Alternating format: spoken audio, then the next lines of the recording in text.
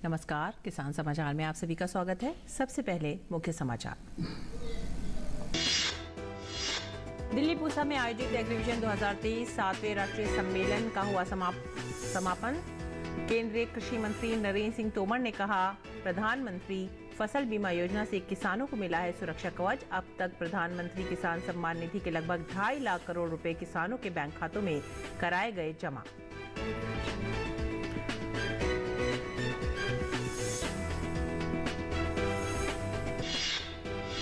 मध्य प्रदेश के कृषि मंत्री कमल पटेल ने कहा, मूंग और उड़द की एमएसपी पर खरीद के लिए 8 मई से पंजीयन होगा शुरू।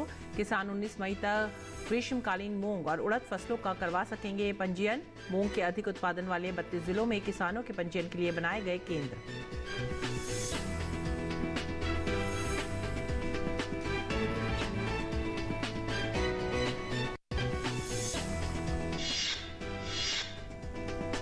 उत्तर प्रदेश के मुख्यमंत्री योगी आदित्यनाथ ने मक्के के उत्पादन 2027 तक दुगना करने का रखा लक्ष्य। इसके लिए रकबा बढ़ाने के साथ प्रति हेक्टेयर प्रति कुंतल उत्पादन बढ़ाने पर भी दिया जा रहा है जोर। ज़ियादा के मौजूदा सीजन से हो चुकी है शुरुआत। उन्नत खेती के जरिए उपज बढ़ाने की है भरपूर संभावना।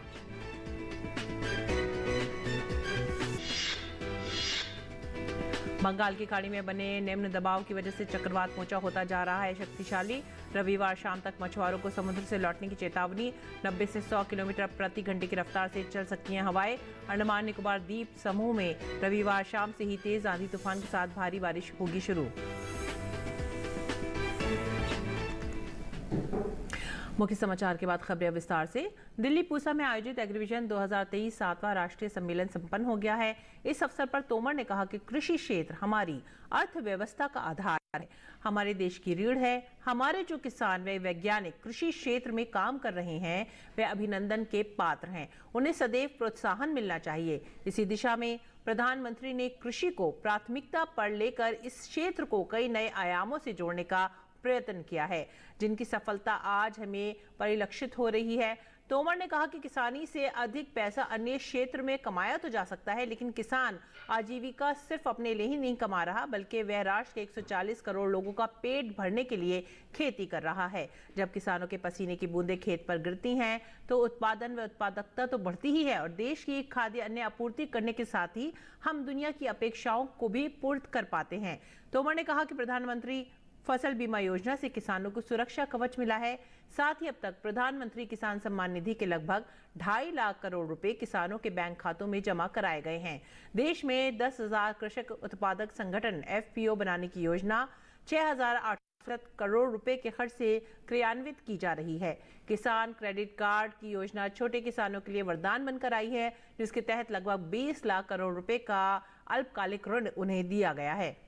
पशुपालन मत्स्य पालन में जुटे किसानों को भी केसीसी से जोड़कर लाभान्वित किया गया है। मृदा स्वास्थ्य कार्ड जैसी योजना से खेतों की उर्वर शक्ति बनाए रखते हुए स्वस्थ उत्पादन का प्रयास भी किया गया है। डिजिटल एग्रीकल्चर मिशन के साथ ही कृषि क्षेत्र में प्रौद्योगिकी को बढ़ावा देते हुए किसानों को तकनीक का समर्थन प्रदान किया जा रहा है, ताकि खेती में उनका मुनाफा बढ़ सके। माइक्रो इरिगेशन को भी बढ़ावा दिया गया है। वहीं प्राकृतिक खेती पर प्रधानमंत्री का जोर है। अगली खबर मध्य प्रदेश से। मध्य प्रदेश में विपणन वर्ष 2023-24 में मूंग और उड़द की समर्थन मूल्य पर खरीदी के लिए 8 मई से पंजीयन शुरू होगा। किसान 19 मई तक ग्रीष्मकालीन मूंग और उड़द फसलों का पंजीयन करवा सकेंगे।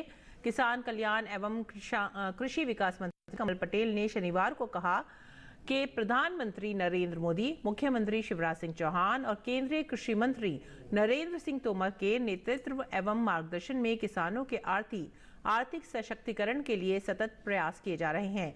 कृषि मंत्री पटेल ने बताया कि प्रदेश के मूंग के अधिक उत्पादन वाले 32 जिलों में पंजीयन केंद्र खोले जा रहे हैं। इसी प्रकार उड़द के अधिक उत्पादन वाले 10 जिलों में किसानों के पंजीयन के लिए केंद्र स्थापित किए जा रहे हैं। और उत्तर प्रदेश के मुख्यमंत्री योगी आदित्यनाथ ने मक्का का उत्पादन 2027 तक दुगना करने का लक्ष्य रखा है। फिलहाल 2021-22 में मक्के का उत्पादन 14.67 लाख मीट्रिक टन था। तय अवधि से इसे बढ़ाकर 27.30 लाख मीट्रिक टन करने का लक्ष्य रखा गया है। इसके लिए रकबा बढ़ाने के साथ प्रति हेक्टेयर प्रति कुंतल उत्पादन बढ़ाने पर भी जोर दिया जा रहा है।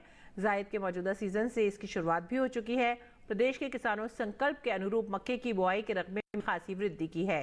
जायद की प्रमुख फसलों के उपलब्ध आंकड़ों के अनुसार इस सीजन के लिए सरकार का लक्ष्य 1.71 लाख हेक्टेयर पर मक्के की बुआई का लक्ष्य था। इसकी तुलना में बुआई 1.93 लाख हेक्टेयर रकबे में की गई है। ये लक्ष्य का करीब 113% है। मक्के की खेती का रकबा बढ़ाने एवं सरकार की ओर से 2027 तक इसकी उपज दुगना करने के लक्ष्य के पीछे मक्के का बहुउपयोगी और कई खूबियों से लैस होना है। मक्के का प्रयोग ग्रेन बेस्ड एथेनॉल उत्पादन करने वाली औद्योगिक इकाइयों, कुक्कुट एवं पशुओं के पोषाहार, दवा, कॉस्मेटिक, गोद, वस्त्र, पेपर और अल्कोहल इंडस्ट्री में भी प्रयोग होता है। इसके अलावा मक्के को आटा, ढोकला, बेबीकॉर्न और पॉपकॉर्न के रूप में तो खाया ही जाता है। किसी न किसी रूप में यह सूप का अनिवार्य हिस्सा भी है। ये सभी क्षेत्र संभावनाओं वाले हैं। आने वाले समय में बहुउपयोगी होने की वजह से मक्के की मांग भी बढ़ेगी। इसी बड़ी मांग का अधिकतम लाभ प्रदेश के किसानों को हो, इसीलिए सरकार मक्के की खेती के प्रति किसानों को लगातार जागरूक कर रही है। उनको खेती के उन्नत तौर तरीकों की जानकारी देने के साथ बीज प्रतिस्थापन की दर को भी बढ़ा रही है। किसानों को मक्के की उपज का वाजिब दाम मिल सके, इसके लिए सरकार पहले ही इसे एमएसपी के दायरे में ला चुकी है। मक्के में भरपूर मात्रा में पोषक तत्व भी पाए जाते हैं। इसमें कार्बोहाइड्रेट, शुगर, वसा, प्रोटीन, फाइबर, विटामिन और मिनरल भी मिलता है। इसी लिहाज से मक्के की खेती कुपोषण के खिलाफ जंग साबित हो सकती है। इन्हीं खूबियों की वजह से मक्के को अनाजों की रानी भी कहा गया है। और बंगाल की खाड़ी में बने निम्न दबाव की वजह से चक्रवात मोचा लगातार शक्तिशाली होता जा रहा है। मौसम विभाग ने बताया कि रविवार शाम तक समुद्र से मछुआरों को वापस लौटने का अलर्ट जारी किया गया है। फिलहाल बंगाल में तो नहीं, लेकिन अंडमान निकोबार द्वीप समूह में रविवार शाम से ही तेज आंधी तूफान के साथ भारी बारिश शुरू हो जाएगी। 90 से 100 किलोमीटर प्रति घंटे की रफ्तार से हवाएं चल सकती हैं। इसके लिए पर्यटकों को समुद्र तट पर ना जाने की सलाह दी गई है। समुद्र में मौजूदा मछुआरों को रविवार शाम तक लौटने के लिए कहा गया है। निम्न दबाव की अक्षरेखा झारखंड तक फैली हुई है। इसीलिए पश्चिम बंगाल के उत्तरी हिस्से यानी दार्जिलिंग, कालिम्पोंग, जलपाईगुड़ी और कुचबिहार में भी रविवार शाम के बाद बारिश और तेज हवाएं चल सकती हैं। बुधवार तक इसी तरह का मौसम रहेगा। मौसम विभाग ने बताया कि बुधवार से चक्रवात समुद्र तटीय क्षेत्रों की ओर बढ़ना शुरू हो जाएगा, जिसके प्रभाव से और अधिक बारिश होगी। दूसरी ओर पश्चिम बंगाल के दक्षिणी हिस्से यानी कोलकाता के अलावा अन्य जिलों में तापमान भी साथ साथ बढ़ेगा।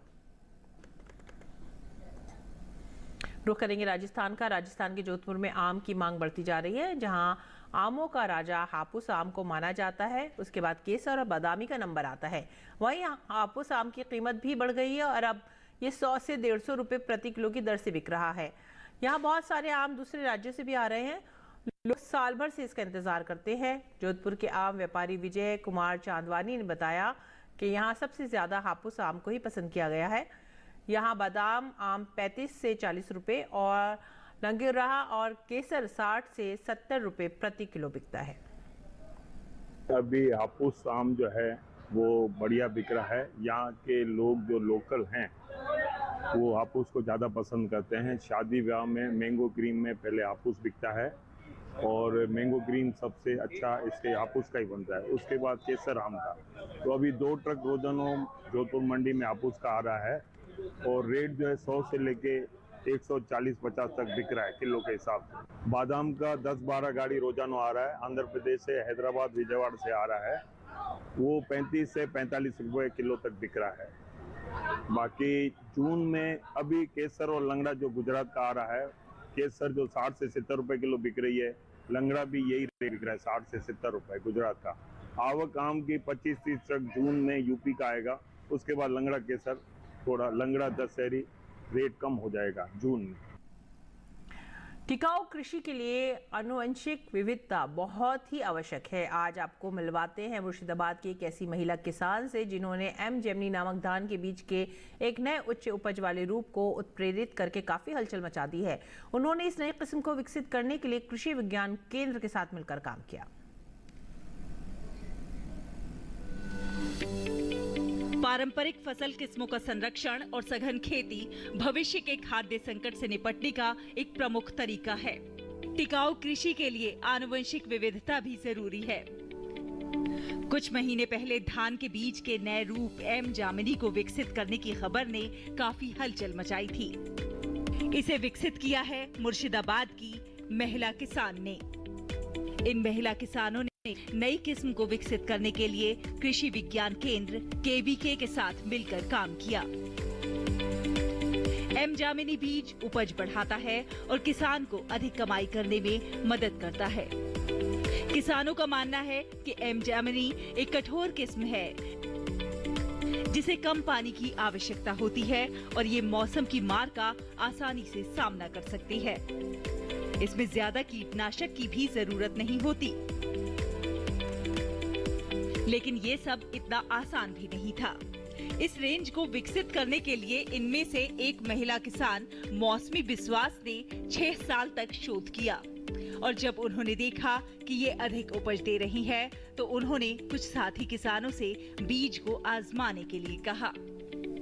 परिणाम उत्साहजनक थे और उनका मनोबल बढ़ा। कृषि विज्ञान केंद्र में एक दौर के शोध के बाद अब एम जामिनी बीज को आगे की जांच के लिए national innovation foundation of India भेजा गया है। मैं 26 साल से खेती करती हूँ। यूनिवर्सिटी आफ्टर मेरा बड़ो भाई एक्सीडेंटली डेथ होगा 26 साल पहले। मैं पूरी संसार का देखभाल के लिए मैं स्टार्ट करती हूँ खेती। एट फर्स्ट मैं 6 काठा ज़मीन पर खेती करती हूँ। प्रेजेंट में मेरा खेती परिमाण है 1 एकड़ होगा। शुरुआत कुछ सब्जियों की पौध लगाकर की गई थी। फिर इन महिला किसानों ने आकाशवाणी के प्रसारणों को नियमित रूप से सुनना शुरू किया, जहां खेती के टिप्स साझा किए जाते हैं। इतना ही नहीं, कृषि विज्ञान केंद्र और कृषि विभाग द्वारा आयोजित विभिन्न प्रशिक्षण कार्यक्रमों द्वारा खेती के गुर सीखे और फिर ये हल महिलाएं खेती को फायदे का सौदा बनाने में जुट गई। मुर्शिदाबाद से मामून फारूक की रिपोर्ट, डीडी न्यूज। और आइए बात करेंगे मंडी भाव की। देखते हैं क्या रहा देश भर की मंडियों में भाव। कृषि उपज मंडियों में अरहर की आवक सामान्य बनी हुई है। शुक्रवार को उत्तर प्रदेश सहित दूसरे राज्यों में अरहर बिकवाली के लिए पहुंची। भाव पर नजर डालें तो 6 मई को दाहोद और मिर्जापुर मंडी में अरहर के सौदे मजबूती के साथ हुए। वहीं धोराजी मंडी में भाव नरम रहे, जबकि राजकोट और इटावा मंडी में बीते 2 दिनों के दौरान भाव में कोई बदलाव नहीं हुआ। एग्वाक नेट के मुताबिक गुजरात की दाहोद मंडी में 5 मई को अरहर का भाव था 7,250 रुपए। 6 मई को इसके भाव में 50 रुपए की तेजी आई और भाव जा पहुंचा 7,300 रुपए पर। हालांकि राज्य की ही राजकोट मंडी में बीते 2 दिनों के दौरान अरहर के भाव स्थिर रहे। यहां 5 और 6 मई को अरहर 7,900 रुपए पर बिकी। धोराजी मंडी में अरहर के सौदे में नरमी के साथ कारोबार हुआ। यहां 5 मई को अरहर का भाव था 8,080 रुपए। 6 मई को यहां अरहर 25 रुपए लुढ़क कर 8,055 रुपए पर बिकी। उत्तर प्रदेश की मिर्जापुर मंडी में 5 मई को अरहर का भाव था 6,875 रुपए। 6 मई को इसके सौदों में 10 रुपए का उठाव आया और भाव हो गया 6,885 रुपए। इटावा मंडी में शुक्रवार को अरहर का भाव रहा 7,600 रुपए। शनिवार को इसके सौदों में कोई फेरबदल नहीं हुआ और भाव 7,600 रुपए पर बरकरार रहा। बात अरहर की पैदावार की करें तो घरेलू स्तर पर इस साल खरीफ अरहर की पैदावार में कमी देखने को मिल सकती है। कृषि मंत्रालय के दूसरे अग्रिम अनुमान के मुताबिक देश में साल 2022-23 के दौरान खरीफ अरहर की पैदावार 36,66,000 टन होने की उम्मीद है, जबकि बीते साल की समान अवधि के दौरान अरहर की उपज 42,20,000 टन रही थी। बता दें कि भारत से होने वाले दालों के निर्यात में इस साल खासी बढ़ोतरी देखने को मिली है। एपिडा के मुताबिक साल 2022-23 में अप्रैल से फरवरी महीने के दौरान कुल दलहन का निर्यात 6 लाख टन के पार पहुंच गया है, जबकि साल 2021-22 के दौरान दलहन का कुल निर्यात 3,42,550 टन का हुआ था। यानी इस साल कुल दलहन के निर्यात में 3,01,572 टन की बढ़ोतरी दर्ज की गई है।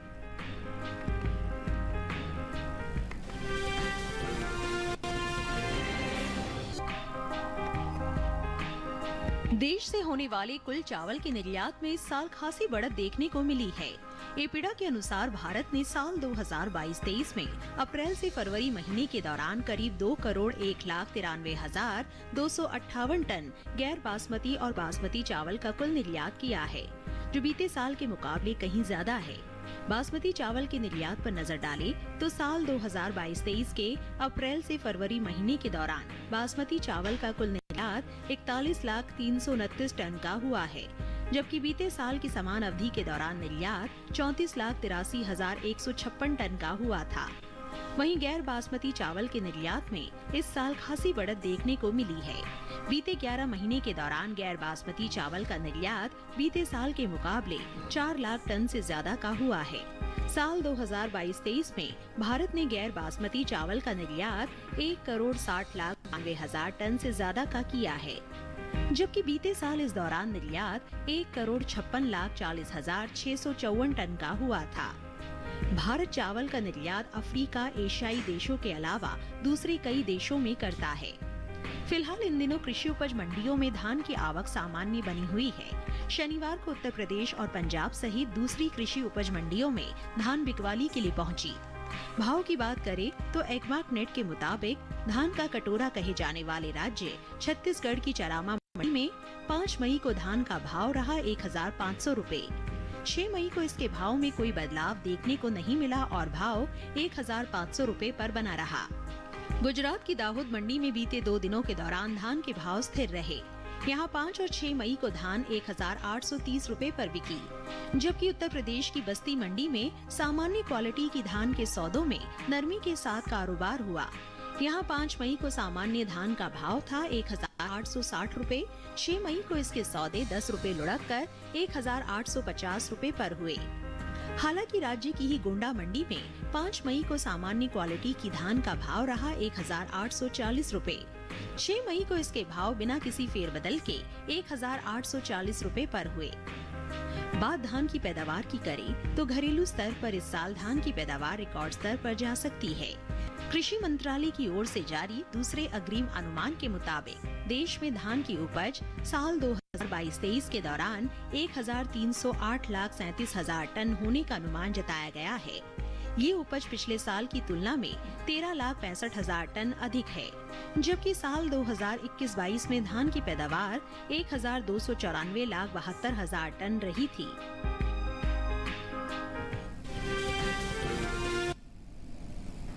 और आइए बात करेंगे मौसमी खेती की। किसान इस मौसम में कैसे रख सकते हैं अपनी खेती का ख्याल, देखते हैं।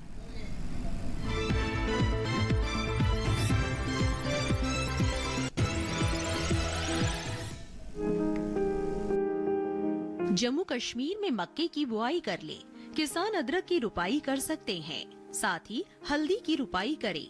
यहाँ उड़द के खेत में निराई और गुड़ाई करते रहें। इसके अलावा मूंग के खेत में निराई और गुड़ाई कर सकते हैं। अभी प्याज की खुदाई करने का समय उपयुक्त है। वहीं किसान लहसुन की खुदाई करें। जम्मू कश्मीर में टमाटर की रुपाई कर लें।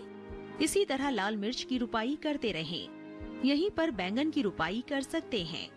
इसके साथ ही शिमला मिर्च की रुपाई करें। जम्मू कश्मीर में भिंडी की बुआई कर लें। किसान मटर के खेत में निराई कर सकते हैं। वहां धान की बुआई के लिए खेत तैयार करें। हिमाचल प्रदेश में गेहूं की कटाई कर लें। यहाँ बैंगन की रुपाई कर सकते हैं। बैंगन के खेत में जल निकासी का उचित प्रबंध करें। किसान टमाटर की रुपाई करते रहें। टमाटर के खेत में पानी की निकासी की व्यवस्था कर लें। वहीं भिंडी की बुआई करने का समय उपयुक्त है। साथ ही करेले की रुपाई कर सकते हैं। करेले के खेत में जल निकासी का प्रबंध करें। इसी तरह लौकी की रुपाई कर लें। हिमाचल में लहसुन के खेत में गुड़ाई और निराई करते रहें। अभी प्याज के खेत में गुड़ाई और निराई करें। किसान जौ के खेत की देखभाल कर सकते हैं। इसके अलावा बीन्स की बुआई के लिए नर्सरी तैयार कर लें। यहीं खीरे की बुआई के लिए नर्सरी तैयार करें।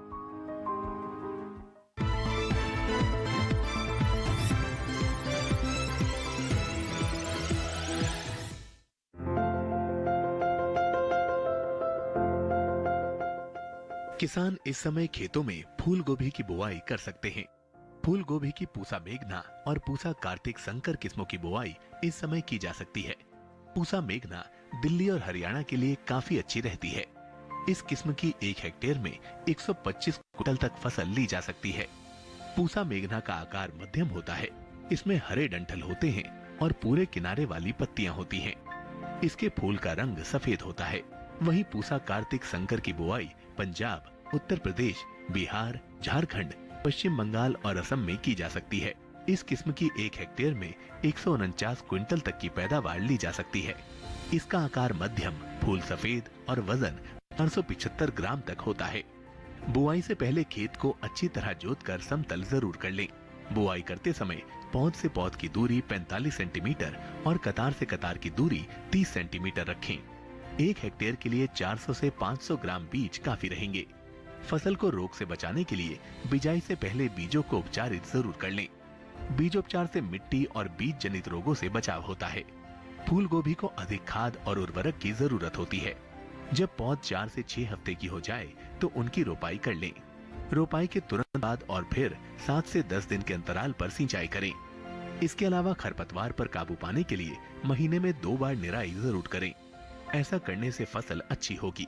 फसल को सुंडी और हीरक पतंगा से बचाने के लिए स्पाइनोसैट दवा की 2 मिलीलीटर यानी 2 छोटे चम्मच मात्रा को 10 लीटर पानी में मिलाकर छिड़काव करें। इसके अलावा रस चूसने वाले कीटों की रोकथाम के लिए थायोमेथेक्साम की 2 ग्राम मात्रा यानी 1 छोटा चम्मच को 10 लीटर पानी में मिलाकर छिड़काव करें।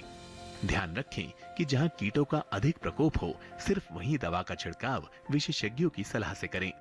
इससे लागत में भी कमी आएगी और पर्यावरण और सेहत को भी नुकसान कम होगा।